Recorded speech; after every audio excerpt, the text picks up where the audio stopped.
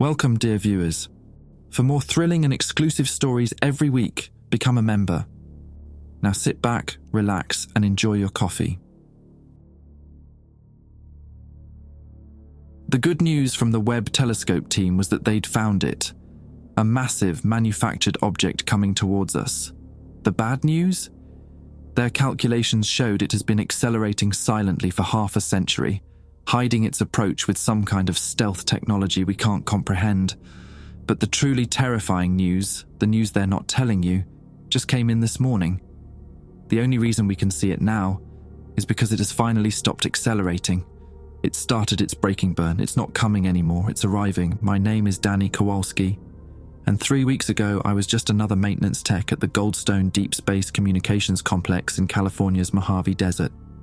I fixed satellite dishes, replaced cooling units, and made sure the coffee machine in Building 1620 didn't leak all over the server room. Normal shit.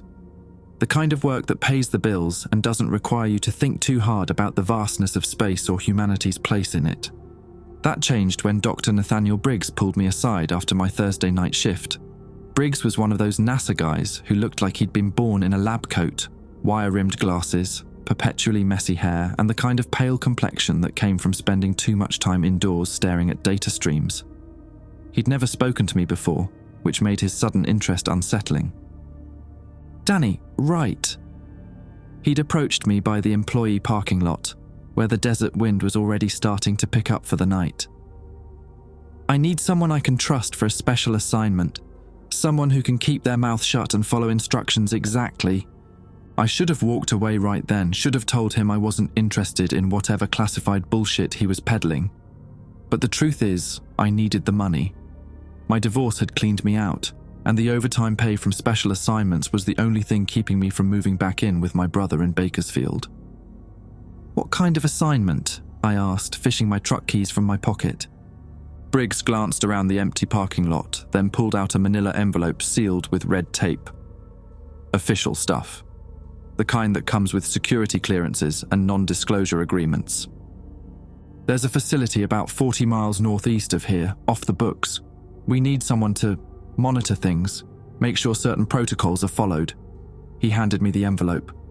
The pay is triple your normal rate, but you'll be working alone, night shifts only, and Danny... His expression turned deadly serious. Some rules can't be broken, not even once. The envelope felt heavier than it should have in my hands. Through the brown paper, I could feel the outline of what looked like a key card and several folded documents. How long, I asked. Until further notice. Briggs was already walking away. Report to Building 1620 tomorrow night at 11 p.m. Ask for Tom Fletcher. He'll get you started. As I drove home that night, the envelope sat on my passenger seat like a coiled snake. I had no idea that in 3 weeks, I'd be writing this from a motel room in Nevada, looking over my shoulder every few minutes, knowing that something out there in the dark was coming for me. Something that had been coming for 50 fucking years. The next night, I showed up at Building 1620 with the manila envelope tucked under my arm and a thermos of coffee that would probably be cold by midnight.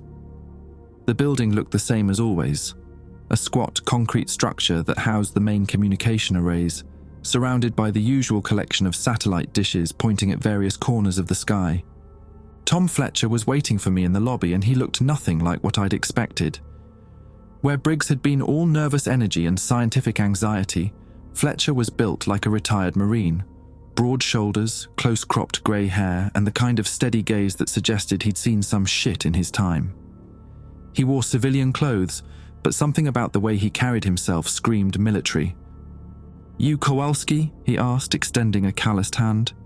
Danny, yeah. His grip was firm but brief. Dr. Briggs said you'd get me started. Fletcher nodded and gestured for me to follow him toward an elevator I'd never noticed before, tucked away behind the main reception desk.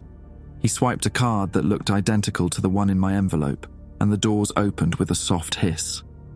First thing you need to understand, Fletcher said as we descended, is that nothing you see or hear tonight leaves this facility. Not to your friends, not to your family, not to some reporter who thinks he's found the next big story. The elevator kept going down, far longer than seemed possible for a building I'd thought was only 2 stories. Second thing, You follow the procedures exactly as written. No shortcuts, no creative interpretations, no better ideas. The people who wrote these protocols knew what they were doing. The elevator finally stopped, and the doors opened onto a corridor that stretched further than the building's footprint should have allowed. Fluorescent lights hummed overhead, and the air tasted metallic like being inside a submarine. "How deep are we?" I asked. "Deep enough." Fletcher led me down the corridor, our footsteps echoing off polished concrete walls. The facility was built in the 70s, back when people still believed in the value of keeping certain discoveries quiet. These days, everything gets leaked to Twitter within 5 minutes. We passed several heavy steel doors, each marked with numbers and letters that didn't follow any system I recognized. Fletcher stopped at one labeled Monitor Station 7 and used his keycard again. The room beyond was small and utilitarian. A desk with 3 computer monitors, a logbook bound in black leather, and a wall of switches and indicators that looked like something from a nuclear power plant. A large window dominated the far wall, but it was covered by thick metal shutters. "Your shift runs from 11 p.m. to 6 a.m., Fletcher explained, settling into the chair and gesturing for me to pay attention. "Every hour you check these readouts and record the numbers in the logbook. Temperature, pressure, electromagnetic readings, all of it gets written down." He pointed to different gauges as he spoke. "If any of these needles move into the red zones, you hit this alarm button. Don't think about it. Don't try to troubleshoot it, just hit the button." I nodded, though something about the setup felt off. What exactly are we monitoring? Fletcher's expression didn't change. Equipment. Sensitive equipment that requires constant observation. He stood up and pulled a folded paper from his pocket. "These are your additional protocols.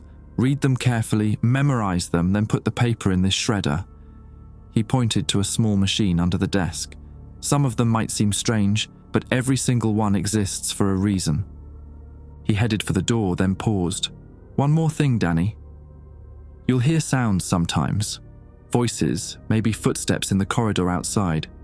Unless someone knocks 3 times, pauses, then knocks twice more, you don't open that door, not for anyone. What if there's an emergency? There won't be." Fletcher's tone suggested the conversation was over. "Your replacement arrives at 6 sharp. Until then, this room is your world." After he left, I unfolded the paper and read the first few lines. Protocol 1, monitor all readings hourly, record everything.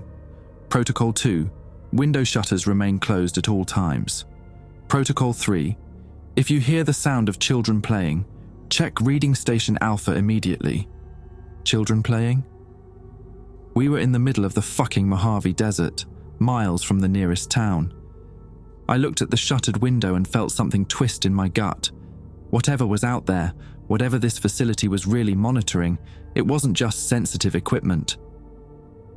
The clock on the wall read 11:47 p.m. My first reading wasn't due for 13 minutes, but I found myself staring at the gauges anyway, watching the needles quiver in their normal ranges. Outside, the desert wind had picked up, and I could hear it whistling through gaps in the building's exterior. At least, I hoped that's what I was hearing. The night was going to be long. I spent the next few minutes reading through the complete protocol list, and each line made less sense than the last. Protocol 4. If reading station Beta shows temperature spikes above 78 degrees Fahrenheit, immediately adjust thermostat to 65 degrees Fahrenheit and wait exactly 3 minutes before recording. Protocol 5. Report any sounds of machinery starting up in adjacent rooms. Do not investigate. Protocol 6. If the overhead lights flicker in sequence, left to right, count the flickers. If the count reaches 7, evacuate immediately via the service ladder behind panel C. Protocol 7. Between 2:30 a.m. and 3:15 a.m., monitor audio feed channel 12. If you hear Spanish being spoken, switch to channel 9 and maintain volume at level 3. Protocol 8. Under no circumstances should you attempt to look through the window shutters. The observation equipment will handle all external monitoring. I fed the paper into the shredder and watched it turn into confetti. 8 protocols for a simple monitoring job. Right. At midnight, I dutifully recorded my first set of readings. Everything sat comfortably in the green zones. Temperature 72 degrees Fahrenheit. Pressure holding steady at 14.2 pounds per square inch. Electromagnetic readings showing barely a whisper of activity. I wrote the numbers in the logbook with careful precision, noting the time and my initials. The facility felt different at night. During the day, even from the surface level, you could sense the activity, people moving around, equipment humming, the general buzz of a working research station. Down here, the silence was almost complete, except for the distant whisper of air circulation and the occasional settling creak from somewhere in the walls. At 12:30 a.m., I heard the first sound. Footsteps in the corridor outside, slow and measured. They paused directly outside my door, and I found myself holding my breath without meaning to. 3 knocks, pause, 2 more knocks. I opened the door to find Fletcher standing there with a clipboard and the expression of someone who'd expected exactly this reaction. "Checking in," he said simply. "How are the readings?" "Normal, all green." I stepped aside to let him see the monitors. "Everything you said to watch for." Fletcher nodded and made a note on his clipboard. "Good. You'll get used to the sounds.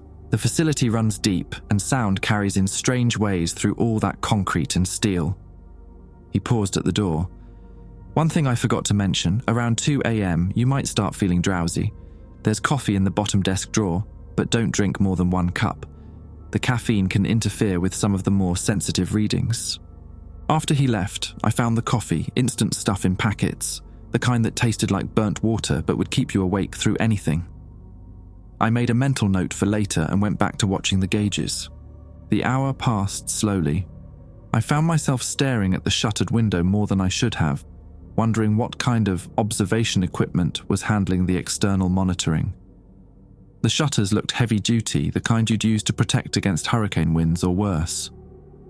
At 1 a.m., I recorded another set of readings. Still normal, still boring, but as I wrote down the electromagnetic numbers, I noticed they'd changed slightly. Not enough to move the needle out of the green zone, but definitely higher than an hour ago. 1:15 a.m. brought the sound of children playing. It started as distant laughter, the kind you might hear from a playground several blocks away. But we were 40 miles from the nearest town, and it was after midnight. I grabbed the protocol sheet's memory. If you hear the sound of children playing, check Reading Station Alpha immediately. Reading Station Alpha turned out to be a separate console I hadn't noticed before, tucked into an alcove to the left of the main desk. 3 small monitors displayed what looked like seismic data, wavy lines that jumped and settled in rhythmic patterns. As I watched, the lines started spiking higher. The children's laughter got louder. I checked the time, 1:17 a.m. The laughter continued for exactly 2 minutes, then cut off as if someone had thrown a switch. The seismic readings on Station Alpha immediately returned to their baseline patterns. I wrote everything down in the logbook, trying to keep my handwriting steady. 1:17 to 1:19 a.m. Children playing audio detected. Station Alpha showed elevated seismic activity during event. Returned to normal when audio ceased. At 2 a.m., I made my 3rd hourly reading and noticed that Reading Station Beta was showing 79 degrees Fahrenheit, just over the threshold mentioned in Protocol 4. I adjusted the thermostat to 65 degrees Fahrenheit and set a timer for 3 minutes, then sat back to wait. The temperature on Beta dropped slowly, and I watched the digital display count down. 78 degrees Fahrenheit, 77 degrees Fahrenheit, 76 degrees Fahrenheit. When my timer went off, it read 74 degrees Fahrenheit, and I recorded that number in the logbook. That's when I heard the machinery. It started as a low rumble, like a diesel generator firing up somewhere deeper in the facility. The sound grew louder, more complex, with mechanical rhythms that suggested something large and sophisticated coming online. Protocol 5 said to report it, but not investigate. I picked up the desk phone and dialed the extension Fletcher had written on the inside cover of the logbook. "Monitor Station 7, Fletcher's voice answered after 1 ring. "Danny here. I'm hearing machinery starting up. Sounds like it's coming from below us, maybe to the east." "Noted. Duration." I checked my watch. Started about 30 seconds ago, still going. Normal cycle, should stop in about 2 minutes. Anything else? Station beta spiked to 79. I followed protocol 4. Good. Continue monitoring. The line went dead. The machinery sounds continued for exactly 2 minutes and 4 seconds, then wound down with a series of mechanical sighs and clicks. Whatever it was big, and it was definitely not just HVAC equipment. By 2:30 a.m., I was ready for Protocol 7. I found the audio controls built into the main console, a series of numbered switches with a volume knob and a small speaker. Channel 12 was already selected, and when I turned up the volume, I heard static mixed with what sounded like distant radio chatter. For the first 10 minutes, nothing unusual, just the typical background noise you'd expect from communication equipment. Then, at 2:41 a.m., I heard it clearly. A male voice speaking rapid Spanish. I couldn't make out the words, but the tone was urgent, almost panicked. I switched to channel 9 as instructed and adjusted the volume to level 3. The Spanish voice faded, replaced by what sounded like environmental audio, wind, maybe some kind of electronic humming in the background. At 2:55 a.m., the lights started to flicker, left to right, just like Protocol 6 described. I watched them go in sequence, 1, 2, 3, 4, 5, 6. I was already standing up looking for Panel C when the 7th flicker hit. The service ladder behind Panel C led to what looked like an emergency exit shaft. I grabbed the logbook and climbed as fast as I could, my heart hammering against my ribs like a caged animal. Above me, I could see a square of dim light that probably led to the surface level. I was halfway up when I heard something that made my blood turn to ice water. The sound of the shutters in Monitor Station 7 opening, and something outside responding with a sound that definitely wasn't wind. I burst through the surface hatch into the main building's basement, gasping desert air that tasted like freedom compared to the metallic atmosphere below. The emergency protocol had worked exactly as designed, depositing me near the building's mechanical room where pipes and electrical conduits snaked along the ceiling like metal arteries. My phone had 2 missed calls from Fletcher, both from the last 60 seconds. Before I could call him back, footsteps echoed down the hallway and he appeared around the corner, moving with the kind of controlled urgency that suggested this wasn't his first emergency evacuation. "What did you see?" he asked immediately, no preamble, no checking if I was okay. Lights flickered left to right, 7 times exactly. I followed Protocol 6 double quotes. I held up the logbook. But the shutters opened right as I was climbing out. Something answered from outside. Fletcher's expression went through several stages: concern, calculation, then what looked like resignation. "Come with me. We need to debrief properly, and there are some things you need to understand about what you signed up for." He led me through a series of corridors I'd never seen before, past offices that looked abandoned except for the faint smell of stale coffee and the occasional desk lamp burning over scattered paperwork. We ended up in a conference room with a long table and whiteboards covered in equations I couldn't begin to understand. "Sit down, Danny." Fletcher closed the door and activated what looked like a white noise generator built into the wall. "What I'm about to tell you is classified at levels that don't officially exist, but recent developments have made it necessary to read you in." He pulled out a tablet and swiped through several screens of data before settling on what looked like a star chart. 3 weeks ago, the James Webb Space Telescope detected something approaching our solar system, something artificial, something that's been accelerating toward us for approximately 50 years.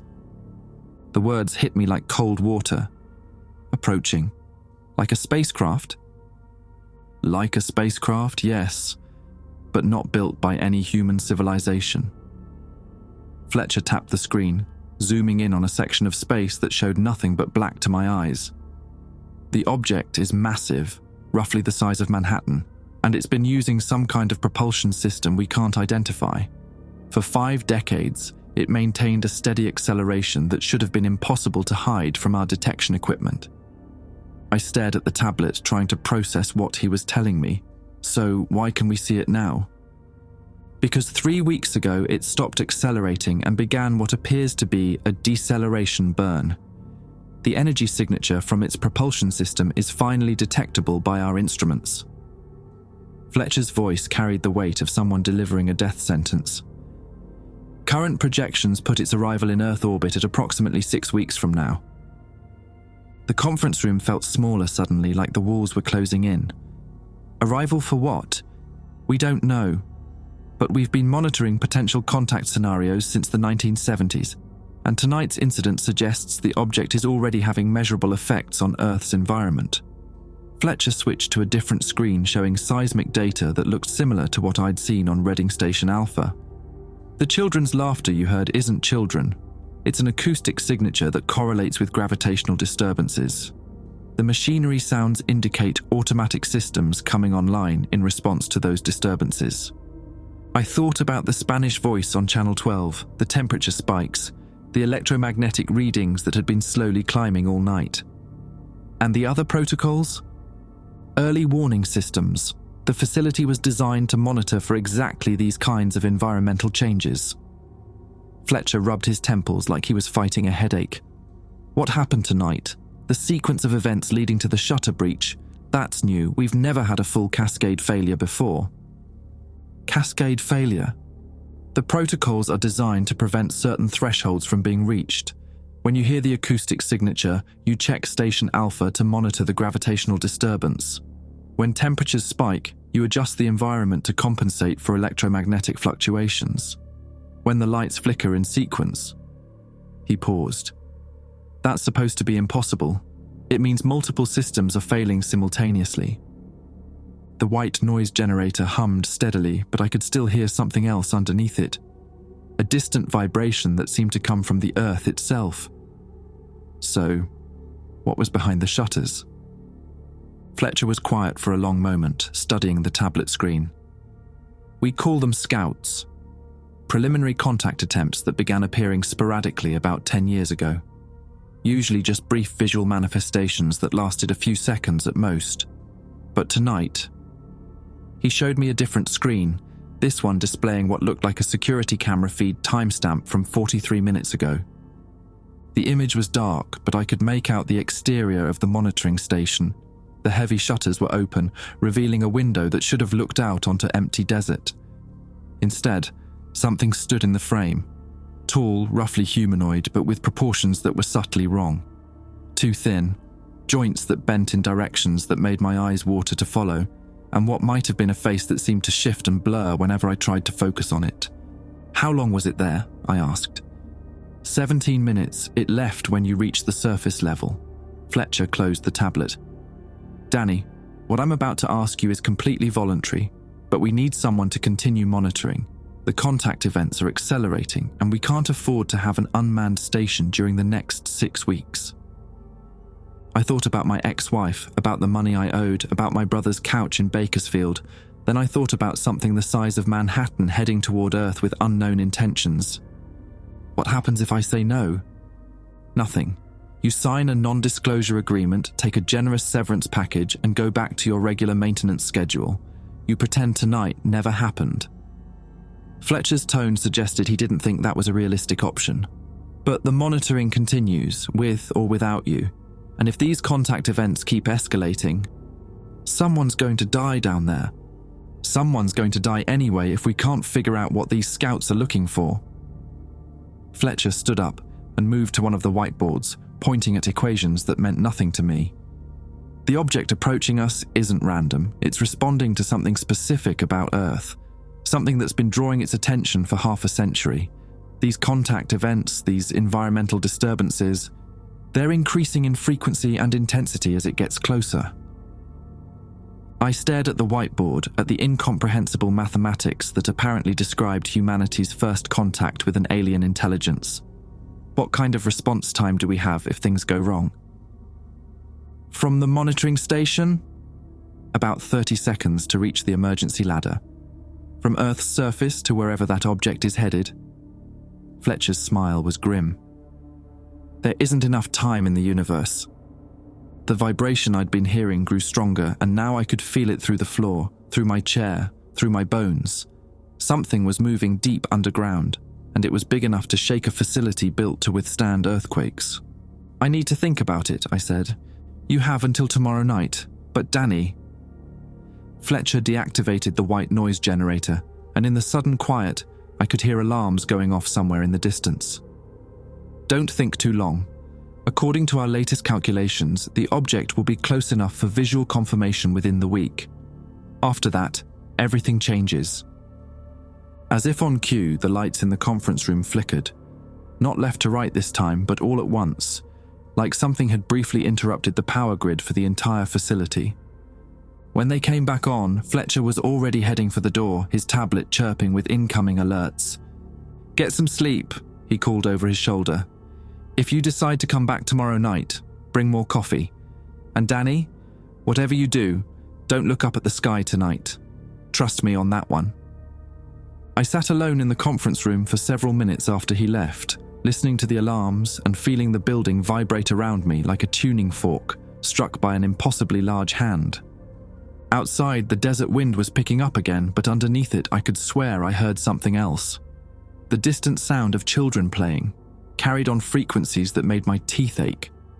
Something the size of Manhattan approaching Earth for 50 years. Scouts making contact attempts with increasing frequency. And me, sitting in an underground facility in the middle of nowhere, apparently the only thing standing between humanity and whatever was coming. I looked at my watch. 4:17 a.m. In less than 2 hours, my replacement would arrive and I could go home, shower off the taste of recycled air, and pretend this had all been some kind of elaborate nightmare. But deep down, I already knew I'd be back tomorrow night. The coffee was going to have to be a lot stronger.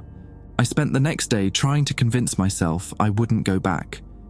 I drove to Barstow, bought groceries I didn't need, and sat in a diner drinking coffee that tasted like motor oil while watching normal people live their normal lives.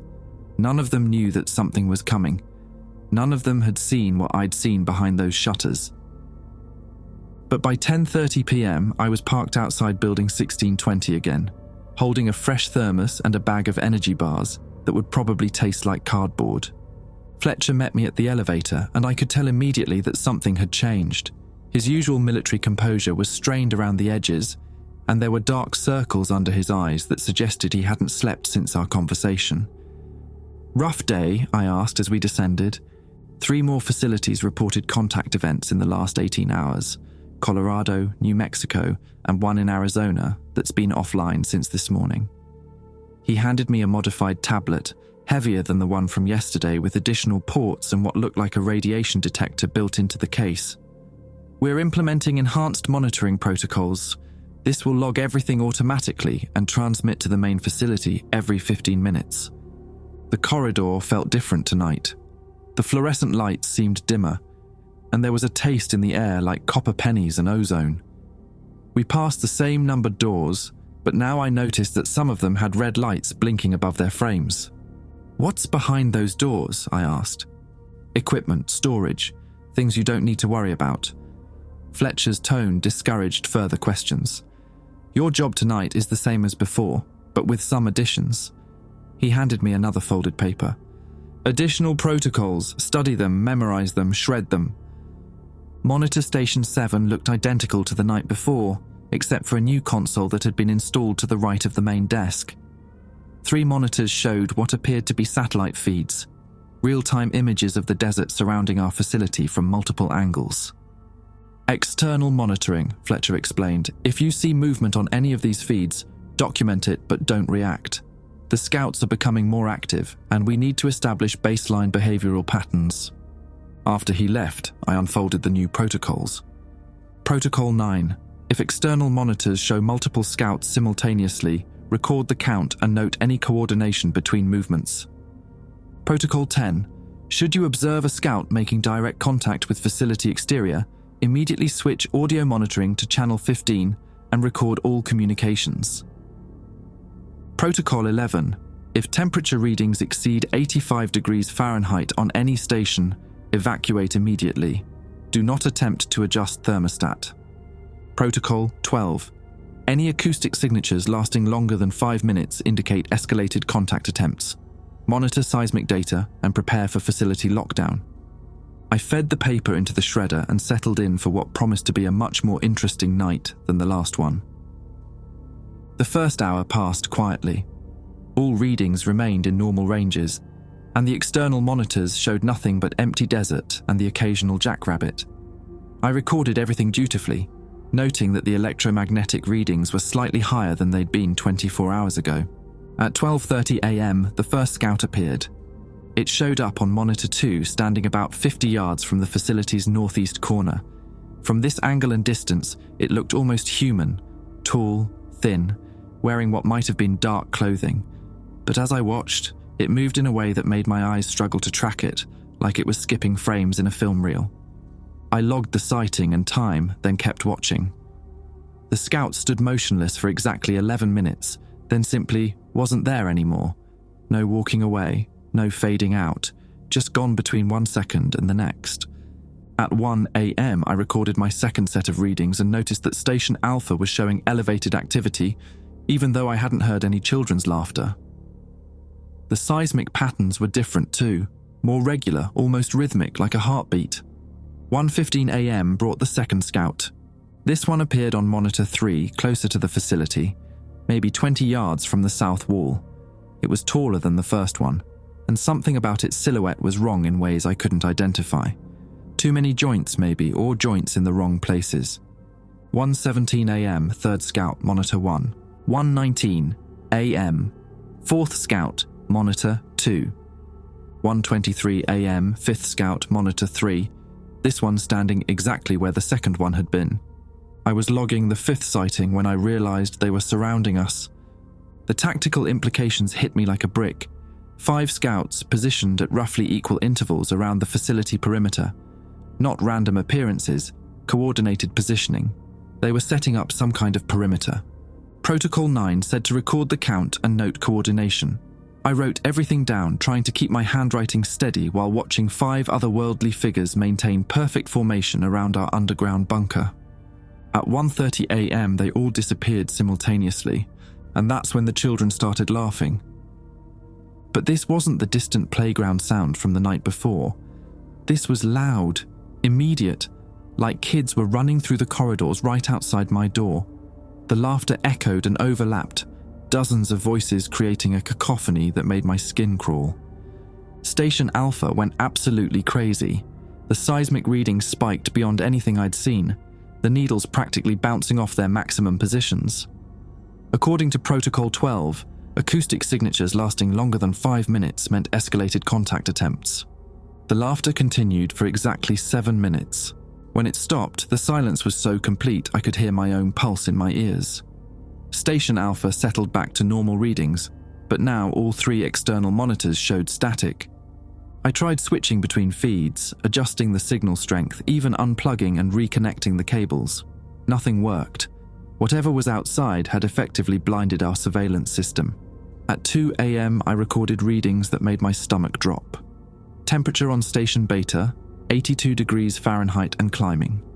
Station Alpha showing continuous low-level seismic activity.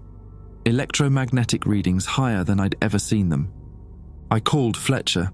"Monitor Station 7, he answered immediately. "Danny here, I've got problems. Temperature climbing on Beta, EM readings off the charts, and all external monitors are down. 5 scouts positioned around the perimeter before the children's laughter started." Silence for several seconds. Then, "Current temperature on Beta?" I checked. 84 degrees Fahrenheit, still climbing. "Stand by." The line went quiet, but I could hear voices in the background, urgent conversation that I couldn't make out. Fletcher came back. "Danny, listen carefully. If that temperature hits 85, you evacuate immediately. Don't pack anything. Don't try to secure the station. Just run for the emergency ladder." "What happens at 85? "We lose containment." The line went dead. I watched the temperature gauge like it was a bomb timer. 84.2 degrees Fahrenheit, 84.4 degrees Fahrenheit, 84.6 degrees Fahrenheit. At 84.8 degrees Fahrenheit, something knocked on my door. 3 times. Pause. 2 more times. The correct sequence, but Fletcher had said he wouldn't be back tonight. I looked at the external monitors, still showing nothing but static, and felt sweat that had nothing to do with the rising temperature. The knocking came again. 3 times, pause, 2 times. Perfect timing, perfect rhythm. I looked at the temperature gauge, 84.9 degrees Fahrenheit. Grabbed the logbook, started for the emergency ladder, then stopped. Whatever was outside my door was using the correct knock sequence. Protocol didn't cover this scenario. The temperature hit 85 degrees Fahrenheit. The knocking changed. Now it was continuous, rapid, like someone pounding with both fists. And underneath it, I could hear something else. Voices speaking in a language that sounded almost like Spanish, but with syllables that human vocal cords couldn't produce. I reached the emergency ladder as every alarm in the facility started going off at once. Above me, red lights were flashing in the hatch opening, and I could hear footsteps running through the main building. As I climbed, the knocking stopped, but the voices continued, growing louder, multiplying, until it sounded like dozens of people having conversations in that impossible language right below me. I emerged into the basement to find Fletcher and 3 other men I'd never seen before, all of them wearing what looked like hazmat suits without the helmets. "Containment breach?" Fletcher asked. Temperature hit 85. Something was at my door using the correct knock sequence, but it wasn't human. I handed him the logbook. 5 scouts positioned around the facility before it started. One of the other men was monitoring a handheld device that chirped steadily. "Ambient radiation is elevated but stable. No immediate contamination risk." Fletcher nodded. "The scouts are learning our protocols. They're starting to mimic human behavior patterns." He looked at his watch. "We've got about 4 hours until your replacement arrives. I need you to monitor from the surface level tonight." "Monitor what?" "The sky," he said. "It's close enough now that we should be able to see it with the naked eye." I followed him upstairs to the building's roof, where someone had set up a powerful telescope pointed at the southwestern sky. Fletcher adjusted the focus and stepped back. "Take a look." I peered through the eyepiece and saw stars, distant and cold and normal. Then Fletcher guided my view slightly to the left, and I saw it. A point of light that wasn't a star, brighter than Venus, moving with purpose across the background of space. "How long until it gets here?" I asked. "At current deceleration rate? 5 weeks." Fletcher was already heading back toward the stairs. "Danny, I need to ask you something, and I need you to be completely honest. When you were down there tonight, did you ever feel like opening the door?" I thought about the knocking, about the voices, about the strange compulsion I'd felt to trust the familiar sequence of sounds, even when everything else was wrong. "Yeah," I said, "I did." The next morning brought news that changed everything. Fletcher called me at 11 a.m., his voice tight with exhaustion and something that might have been fear. "Turn on the news," he said without preamble. "Any channel, we've gone public."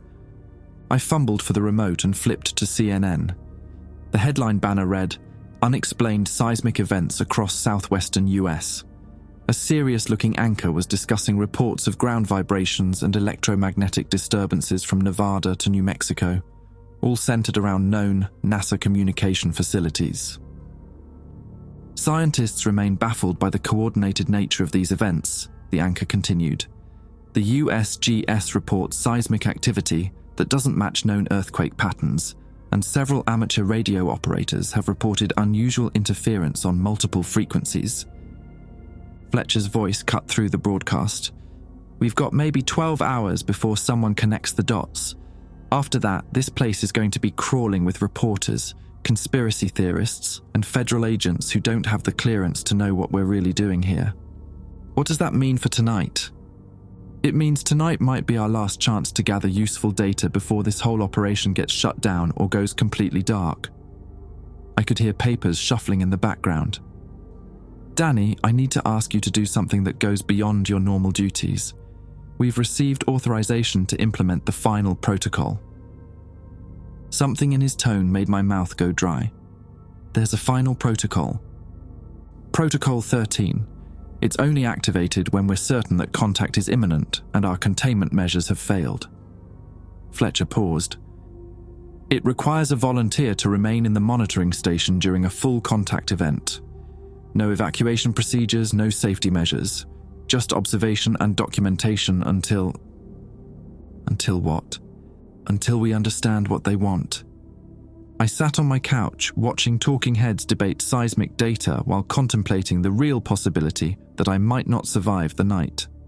The money didn't seem important anymore. Hell, nothing seemed important anymore except the growing certainty that whatever was approaching Earth had plans that didn't include asking permission. What makes you think I'll do it? Because you've seen them, Danny. You've looked through that telescope and watched something the size of Manhattan approaching our planet with technology we can't comprehend. And you know that if we don't figure out their intentions before they arrive, humanity might not get a second chance to ask. I turned off the television and sat in silence for several minutes, listening to the ordinary sounds of afternoon traffic and wondering if people would still be driving to work and complaining about their mortgages 6 weeks from now. "I'll do it," I said finally. "Thank you." Fletcher's relief was audible. "Report to building 1620 at 10 p.m. We'll have additional equipment installed by then." The rest of the day passed in a blur of mundane activities that felt surreal given what I knew was coming. I did laundry, paid bills, even called my brother in Bakersfield to have a normal conversation about baseball and his kids' grades. I didn't mention that I might be volunteering for humanity's first formal diplomatic meeting with an alien intelligence. At 10 p.m, Building 1620 was buzzing with activity I'd never seen before. Trucks in the parking lot, people in government suits carrying briefcases, and enough electronic equipment being wheeled around to stock a Best Buy. Fletcher met me at the elevator wearing a full hazmat suit this time, carrying a helmet under his arm like a fighter pilot heading to war. "Protocol 13 requires complete isolation," he explained as we descended. "Once you're in the monitoring station, the facility seals. No communication, no emergency evacuation, no outside intervention until 6 a.m. The corridor was different. Additional lights had been installed, and I could see cameras mounted at regular intervals. Several of the numbered doors now had biometric scanners beside them, red lights indicating they were sealed. "How many people are in the building right now?" "Besides you, none. Everyone else is monitoring from the main facility in Colorado Springs. If something goes wrong tonight..." Fletcher stopped walking and turned to face me. "Danny, if something goes wrong, you'll be completely on your own." Monitor Station 7 had been transformed. Additional screens covered every wall, showing feeds from cameras I hadn't known existed. The external monitors now displayed infrared and thermal imaging alongside standard visual. A new console had been installed with communication equipment that looked military-grade. "Enhanced documentation protocols," Fletcher explained, pointing to various devices. "Everything gets recorded.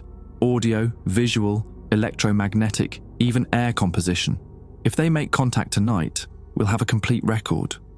He handed me a thick manual bound in red covers. "Protocol 13 procedures. It's comprehensive, but the basic principle is simple. Observe, document, and try to establish meaningful communication if possible. And if communication isn't possible?" Fletcher's expression was grim. "Then we'll know that diplomacy isn't an option." After he left, I spent an hour reading through the Protocol 13 manual.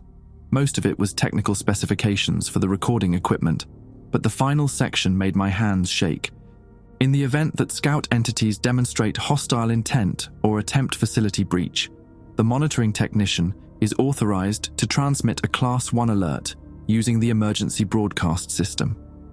This alert will trigger immediate military response and implementation of defensive measures. Note: Class 1 alert transmission will likely result in technician exposure to unknown alien technologies. Survival probability is estimated at less than 15%.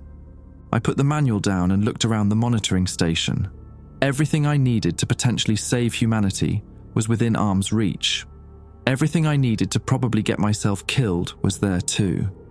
At 11 p.m, I began my first hourly reading of what might be my last night alive.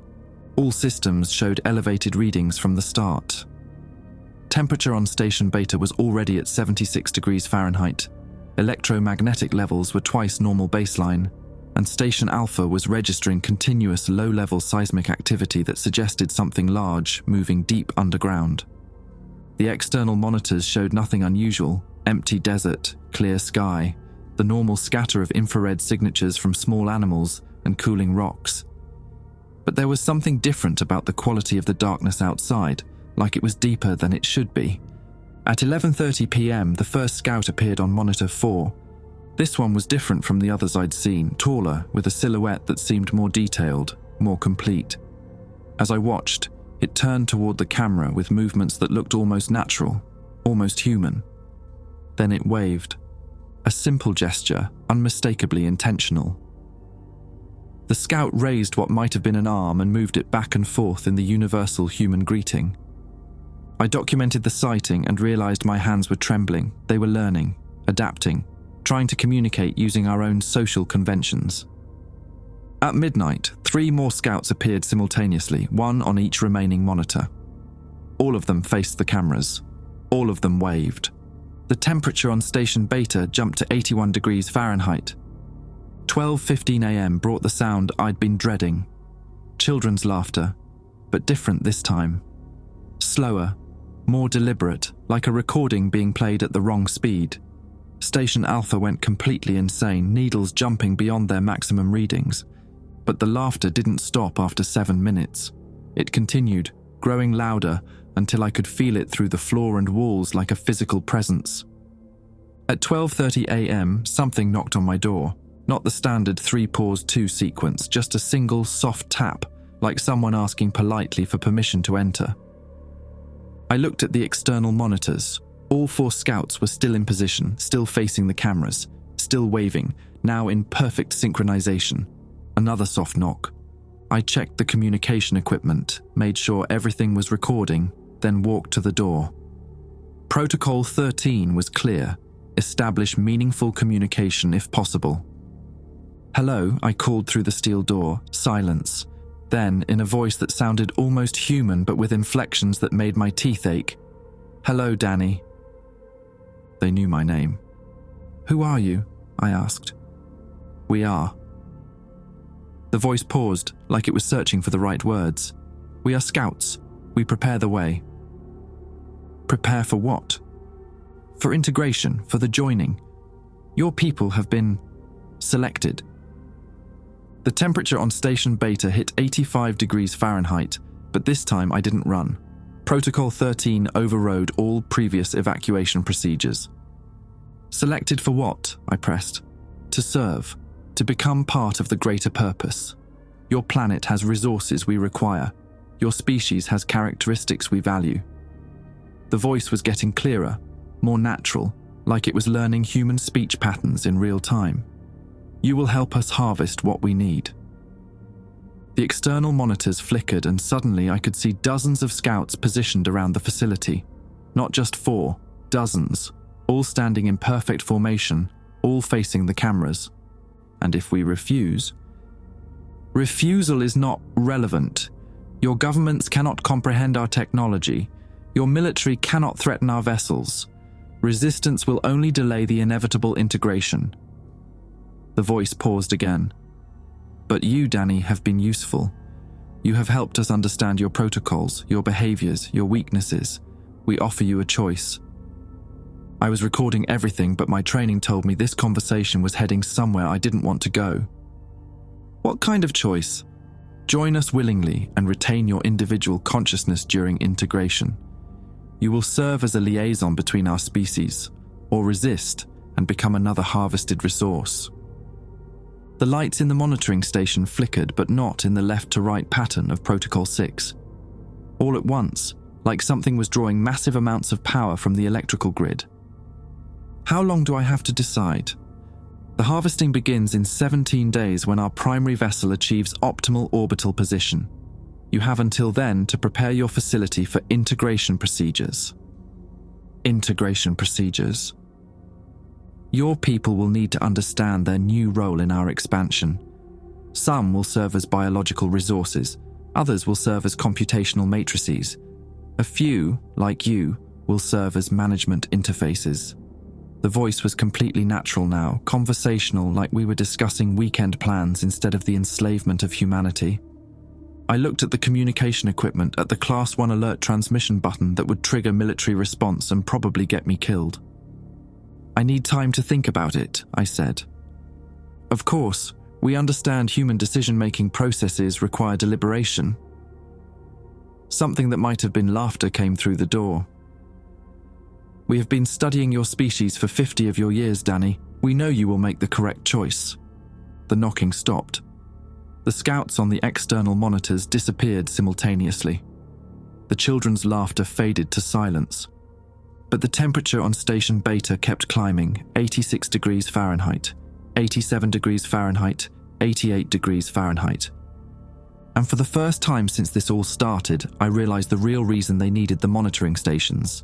They weren't observing the scouts were observing us.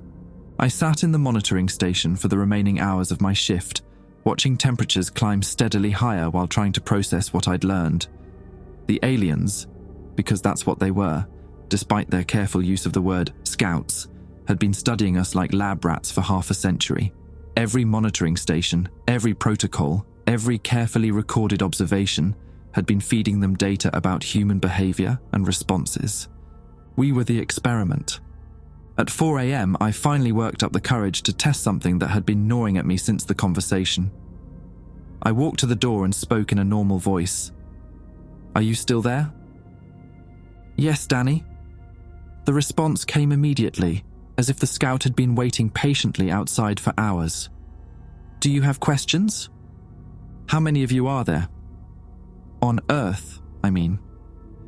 "Currently, approximately 14,000 scouts are positioned at strategic locations across your planet.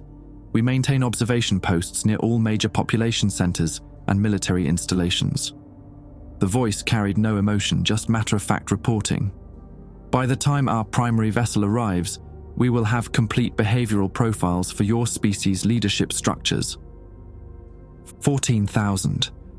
I thought about all the unexplained phenomena that had been dismissed over the years. UFO sightings, government cover-ups, strange lights in the sky. How much of it had been real? "How long have you been watching specifically our facility?" "This location has been under observation since 1979. Your government's monitoring protocols were instructive. We learned much about human organizational hierarchy and response patterns to perceived threats." 1979, 3 years before I was born, they'd been watching this place, learning our protocols, understanding our weaknesses, preparing for this moment. The other facilities Fletcher mentioned, Colorado, New Mexico, Arizona, are they all compromised? "They are all fulfilling their intended purpose, yes." Something that might have been amusement crept into the voice. "Your Dr. Fletcher has been very helpful, though he doesn't realize the extent of his cooperation." That statement hit me like ice water. "What do you mean?" "Tom Fletcher has been in direct communication with our advanced coordinators for 6 months. He believes he is participating in a classified government program to establish peaceful first contact.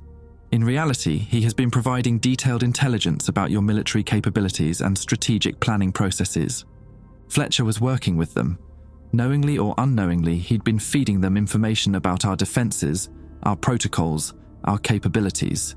The entire monitoring program was a sham designed to gather intelligence for an invasion." "Show me," I said. "Access Terminal 3. Authorization code Sierra 77 Alpha." I walked to the new communication console and entered the code. The screen flickered to life, showing what looked like military communication logs. Dozens of entries over the past 6 months, all initiated by Fletcher's authorization code, all containing detailed reports about facility operations, personnel capabilities, and defensive protocols. The most recent entry was from yesterday. "Subject demonstrates acceptable compliance with enhanced monitoring procedures. Psychological profile suggests strong likelihood of voluntary cooperation with integration protocols." Subject, they were talking about me. I was still reading through the logs when my replacement arrived at 6 a.m. Jerry Hoffman was a guy I'd worked with before, competent, reliable, and completely unaware that he was walking into the middle of humanity's first contact with an alien invasion force. "Morning, Danny," he said, settling into the monitoring chair. "Fletcher says you've been handling some classified observations down here. Anything I should know about?" I looked at Jerry, thought about the 14,000 scouts positioned around the world, thought about Fletcher's betrayal and the 17 days left before harvesting began. Then I thought about what the scout had said. Resistance will only delay the inevitable integration. Just follow the protocols exactly as written, I told him. And Jerry? If something knocks on that door, don't answer it, no matter what sequence they use. I took the elevator to the surface and found Fletcher waiting for me in the lobby, looking like he hadn't slept in days. His eyes were bloodshot, and there was a nervous energy about him that I'd never seen before. How did it go? He asked immediately. They made contact. Direct verbal communication. I handed him the logbook, watching his face carefully. They know about the monitoring stations, Tom. They know about the protocols. They know about you. Fletcher's reaction was everything I needed to see. No surprise, no confusion, just the resigned expression of someone whose cover had been blown. How much did they tell you? He asked quietly. Enough. 14,000 scouts worldwide, 50 years of observation. Harvesting begins in 17 days. I stepped closer, keeping my voice low. They told me you've been feeding them intelligence for 6 months. Fletcher closed his eyes and rubbed his temples. Danny, you have to understand. When they first made contact, they offered us a choice. Cooperation or conquest. I hoped we could find some middle ground. Cooperation. The word tasted bitter. They're planning to harvest humanity, to turn us into biological resources and computational matrices. What the hell kind of cooperation is that? The kind that keeps some of us alive. Fletcher's voice was barely audible. Do you think I wanted this? Do you think any of us wanted this? But they have technology that makes our most advanced weapons look like stone knives. They have ships that can cross interstellar space in decades instead of millennia. We can't fight them, Danny. The only choice is how we surrender. The lobby felt smaller suddenly, like the walls were closing in. So, you decided to sell out the entire human race. I decided to try to save whoever I could. Fletcher pulled out his tablet and showed me a series of documents I'd never seen before. The integration program isn't random. They're selecting individuals based on intelligence, adaptability, and psychological profiles. People who can serve useful functions in their expansion program. People like you. I scrolled through the documents, seeing lists of names, psychological evaluations, and compatibility ratings. My own name appeared near the top of one list, marked with a green indicator and the notation, high value for liaison functions. How many people know about this? At the highest levels? Maybe a dozen worldwide. Presidents, prime ministers, a few military commanders. Fletcher's tablet chirped with an incoming message. Most governments don't know. Most of our own people don't know. The official story is still that we're monitoring potential first contact scenarios. And the unofficial story is that we're collaborating with our own extinction. Fletcher didn't deny it. Instead, he showed me another screen on his tablet, a real-time tracking display showing dozens of bright points moving across a world map. This is current scout positioning. They're not just observing anymore, Danny, they're positioning for the final phase. I watched the lights move in coordinated patterns, converging on major cities around the globe. What's the final phase? Infrastructure assessment. They need to understand our transportation networks, our communication systems, our resource distribution methods. Fletcher's voice carried the weight of someone delivering a death sentence.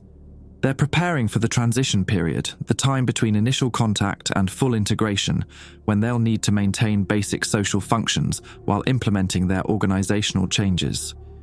You mean while they're turning us into slaves? The term they prefer is optimized resource allocation. Fletcher put away the tablet. Danny, I know how this sounds. I know what you think of me right now. But they gave us 17 days to prepare for a transition that would have taken them maybe 17 hours to implement by force. The monitoring stations, the protocols, the cooperation. It's all bought us time to try to save some of humanity. I thought about Jerry downstairs, dutifully following protocols that were designed to help aliens study human behavior. I thought about the thousands of other people around the world who were unknowingly contributing to their own species' subjugation. What happens to the people who aren't selected for integration? Fletcher was quiet for a long time. They become part of the resource base. Resources for what? Biological matter for their expansion program, organic compounds for their technology, energy sources for their vessels. He looked out the window at the desert sunrise. They're very efficient, Danny. Nothing gets wasted. I felt something twist in my stomach that had nothing to do with hunger. And you agreed to this. I agreed to try to save whoever we could instead of losing everyone. Fletcher turned back to me. They offered you a choice last night, didn't they? To serve as a liaison during the integration period. Yes. Are you going to take it? I looked around the lobby at the normal furniture and normal lighting and normal everything that would all be gone in 17 days. Then I thought about the billions of people who had no idea what was coming, who would wake up tomorrow and go to work and complain about traffic while alien scouts positioned themselves for the harvest. I don't know, I said honestly. Fletcher nodded. That's the right answer. Anyone who could make that decision easily isn't someone who should be trusted with it. He started walking toward the exit. Take the next few days to think about it. But Danny, don't take too long. After what happened last night, time is something we don't have much of. As he left, I stood alone in the lobby watching the sunrise paint the desert in shades of gold and red. Somewhere up there, invisible to the naked eye, something the size of Manhattan was slowing down for its final approach to Earth. And somewhere down below, Jerry was following protocols designed to help our future conquerors understand exactly how to break us. I spent the next 3 days driving. Not going anywhere specific, just moving through the desert highways of California and Nevada, trying to process what I'd learned while watching normal people live their normal lives. Gas station attendants, truck drivers, families on vacation, all of them completely unaware that their species had 17 days left before everything changed forever. On the 4th day, I decided to warn someone. I chose my brother Mike in Bakersfield because he was skeptical enough to dismiss me as crazy if I was wrong, but practical enough to listen if I could convince him. I drove to his house and found him in the garage, working on his motorcycle with his 10-year-old son Tommy helping hand him tools. Danny! Mike wiped his hands on a rag and gave me the kind of concerned look older brothers reserve for younger siblings who show up unannounced. You look like shit. When's the last time you slept? I need to tell you something and I need you to listen without thinking I've lost my mind. I glanced at Tommy, who was pretending not to eavesdrop. Can we talk privately? Mike sent Tommy inside for sandwiches and beer, then settled onto his workbench. Okay, shoot. What's going on? I told him everything. The monitoring station, the protocols, the scouts, Fletcher's collaboration, the approaching vessel. I expected him to laugh, to suggest I see a doctor, to ask if I'd been drinking. Instead, he listened with the same focused attention he'd used when we were kids, and I was explaining why I'd broken something important. When I finished, Mike was quiet for several minutes, turning a wrench over and over in his hands. Aliens, he said finally. Aliens. Coming to harvest humanity in 2 weeks. 13 days now, actually. Mike set down the wrench and looked at me directly. Danny, I've known you for 32 years. You've never been the kind of person who makes shit up for attention. You've also never been the kind of person who believes in conspiracy theories or UFO nonsense. He paused. But you're also the most level-headed guy I know, and right now you look like someone who's seen something that broke your brain. So you believe me. I believe that you believe it. And I believe that something happened to you that you can't explain. Mike glanced toward the house, where we could hear Tommy talking to his mother about homework. The question is, what do we do about it? That was the problem I'd been wrestling with for days. If the aliens were right about their technological superiority, if Fletcher was right about resistance being futile, then warning people would only cause panic without changing the outcome. But if there was even a small chance that humanity could mount some kind of defense, I think I need to go back, I said, back to the monitoring station. Yeah, there's a communication system there that can reach other facilities, other governments. If I can document what's really happening, if I can prove that Fletcher and others are collaborating. I trailed off, knowing how slim the chances were. Mike nodded slowly. And if the aliens catch you trying to expose their operation? Then I become biological resources instead of a liaison. Danny, Mike's voice was serious. I've got a wife and kid in there. If this is real, if these things are really coming, what's the best choice for my family? The question I'd been dreading. If I convinced Mike to try to fight or hide or run, I might be condemning Tommy to death. If I told him to cooperate, I might be condemning Tommy to slavery. There were no good choices, only degrees of awful. I don't know, I admitted. Maybe try to get somewhere remote, off the grid. They seem focused on major population centers and strategic locations. Or maybe that just makes us easier to round up later. Mike stood up and started pacing. Jesus, Danny, how do you make a decision like this? Before I could answer, my phone rang, Fletcher's number. Danny, where are you? His voice was tight with stress. Does it matter? I'm not coming back. You need to come back, now something's happened. I could hear alarms in the background, voices shouting, the sound of equipment being moved around. The timeline has changed. What do you mean changed? The primary vessel, it's not slowing down anymore, it's accelerating again, and our projections show. Fletcher's voice cracked. Danny, it's going to be here in 36 hours. The phone felt heavy in my hand. That's not possible, you said 17 days. I said 17 days based on their deceleration curve, but they've changed course. The vessel is now on a direct intercept trajectory for Earth orbit. The background noise was getting louder. They're not coming for integration anymore, Danny. They're coming for extraction. Extraction? They're going to take what they need and leave. No transition period, no liaison programs, no careful preservation of infrastructure. Fletcher's words came out in a rush. We've been monitoring communications from other scout sites worldwide.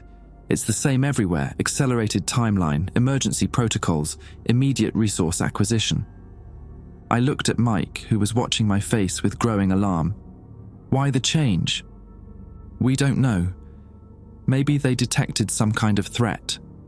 Maybe they're responding to military preparations in Russia and China. Or maybe... Fletcher paused. Maybe they were never planning a gradual integration. Maybe that was just another layer of deception to keep us compliant. The implications hit me like a sledgehammer.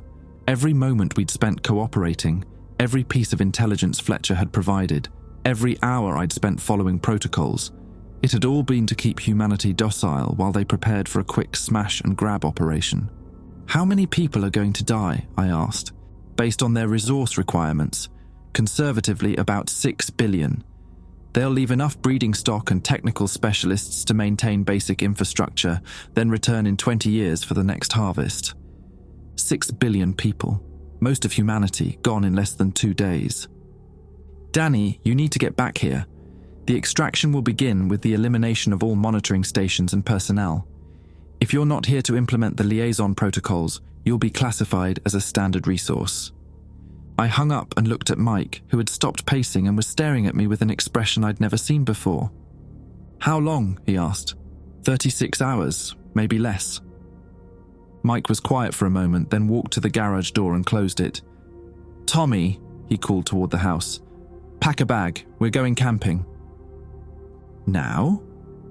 Tommy's voice carried the distinctive whine of a 10-year-old whose plans had been disrupted. Right now, tell your mom to pack food for a week. We're going up to the cabin. Mike's cabin was a tiny place he'd built in the Sierra Nevada mountains, accessible only by a 4-wheel drive road that most people couldn't find even with GPS. It was off-grid, isolated, and stocked with enough supplies to last a family of 3 for a month. You think it'll help? I asked. Probably not, but it's better than sitting here waiting for the end of the world. Mike grabbed his keys and wallet. What about you? Are you going back to that facility? I thought about Fletcher, about Jerry still following protocols that no longer mattered, about the communication equipment that might let me warn a few more people before everything went to hell. Yeah, I'm going back. Why?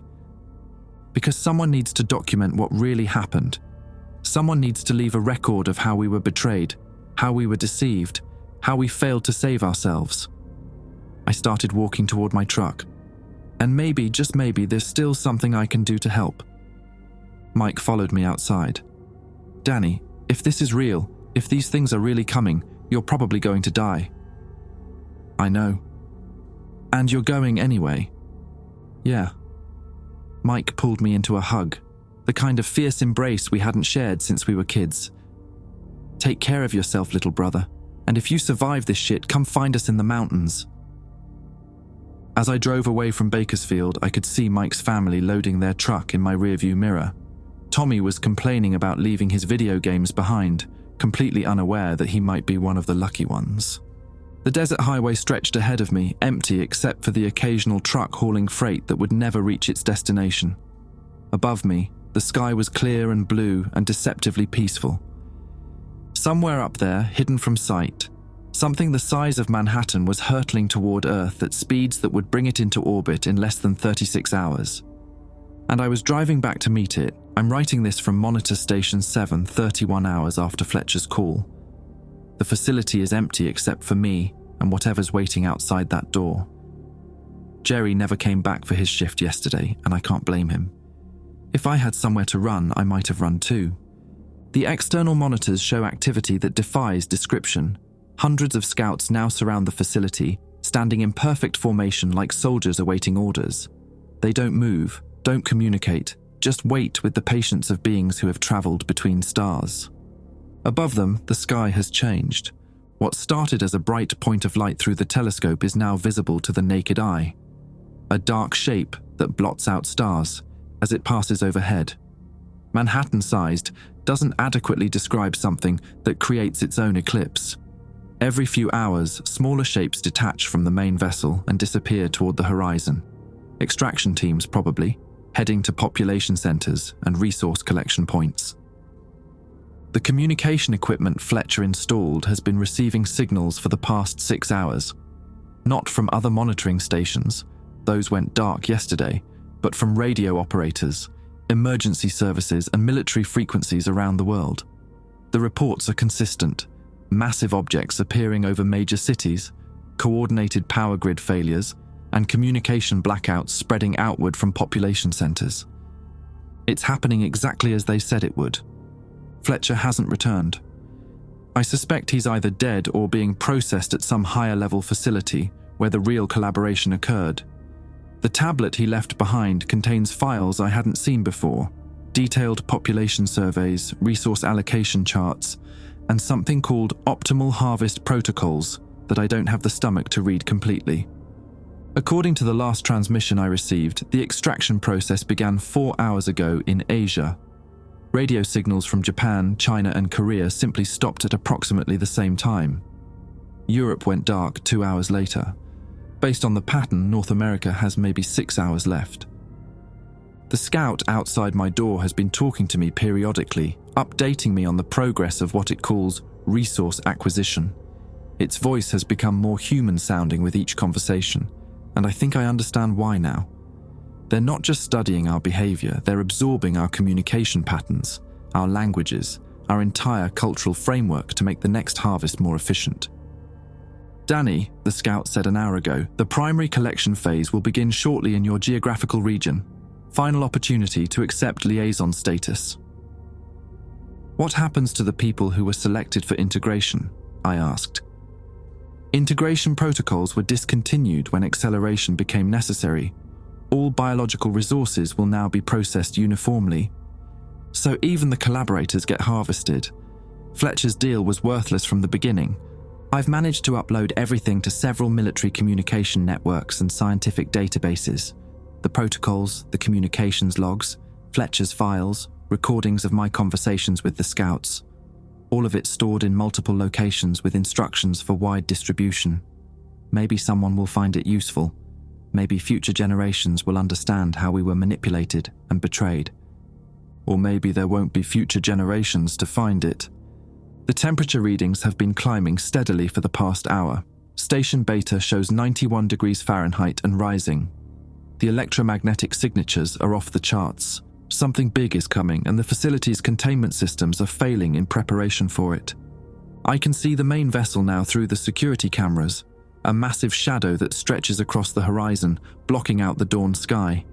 Smaller craft are descending like metal raindrops, each one probably carrying extraction teams to nearby population centres. Bakersfield is about 2 hours southeast of here. I hope Mike made it to the mountains. I hope Tommy gets to grow up, even if it's in a world ruled by things that see humans as biological resources. The knocking has started again, but it's different now. Rhythmic, insistent, like machinery operating at industrial scale. Multiple scouts, multiple locations, all perfectly synchronized. "Danny," the voice calls through the door. "Resource extraction for this facility begins in 15 minutes. Exit the monitoring station and report to the surface level for processing." I'm not going to do that. Station Beta just hit 95 degrees Fahrenheit. The electromagnetic readings are beyond measurement. Whatever containment the facility was designed to maintain is about to fail completely. I'm going to keep writing until I can't anymore. Someone needs to document the end.